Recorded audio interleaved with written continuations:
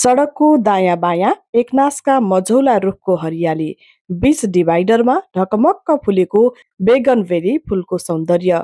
बुटवलको राजमार्ग चौराहा हुँदै दक्षिणतर्फ भैरवा र लुम्बिनी जाने जो कोहीले हरियालीयुक्त सडकका कारण छुट्टै आनन्द र फरकपन अनुभूत गर्न सक्दछन्। सडक बीचमा रहेको डिभाइडरमा विद्युतीय पोल, बुद्ध मूर्ति र मौसमी फुलहरू फुलेर रातै र पहेँलै देखिएको छ। सोफा सुग्घर मात्र नभएर हेर्दै मन आनन्द हुने गरी सयौं थरी फुलहरू वरिपरि रोपेको देख्न सकिन्छ। सडकको दायाँ बायाँ एकनासका मझौला रुखको हरियाली, बीच डिभाइडरमा ढकमक्क फुलेको बेगनबेली फुलले सौन्दर्यता छरेको छ।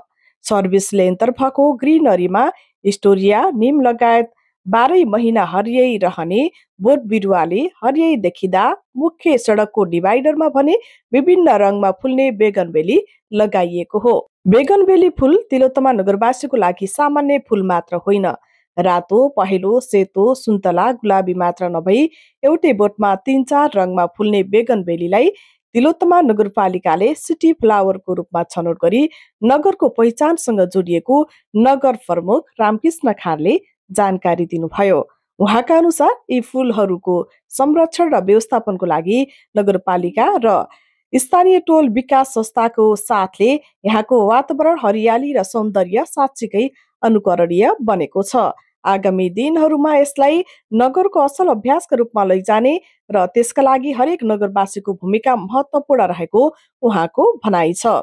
सिद्धार्थ राजमार्ग अन्तर्गतको तिलोत्तमा सडक खण्डको 13 किलोमिटर सडक र आसपासका क्षेत्रमा गरी 2,50,000 बढी प्रजातिका विभिन्न फुलका बिरुवाहरू लगाइएको वातावरण शाखा प्रमुख गोरख खनालले बताउनुभयो। खनालका अनुसार फुलहरूमा नगरपालिकाले पानी राख्ने, काटछाट गर्ने, गोडमेल गर्ने र मल राख्ने काम निरन्तर गर्दै आएको छ।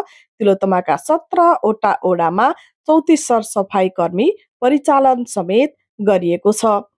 निजी सार्वजनिक स्थान, विद्यालय तथा नदीका क्षेत्रमा पनि हावापानी अनुकूल बिरुवा लगाउँदै आएको र ग्रिन तिलोत्तमा, क्लिन तिलोत्तमा नारालाई सार्थक बनाउने कार्यले सार्थकता पाएको कार्यपालिका सदस्य सुरेन्द्र श्रीले बताउनुभयो।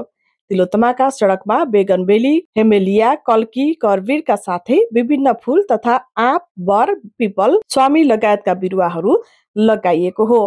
तिलोत्तमाको सफा हरियाली वातावरण र घर घरमा रहेको फुलबारीले पर्यटकका लागि आकर्षक गन्तव्य बनेको तिलोत्तमा 3 का बलबहादुर कुँवरले बताउनुभयो।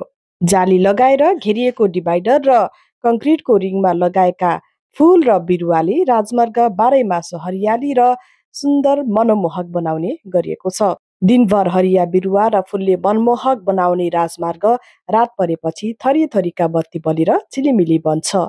करिब 5 वर्ष अघि बेलैया बुटवल खण्डको यो राजमार्ग 6 लेनमा विस्तार भएपछि आसपासका रुख काटिए।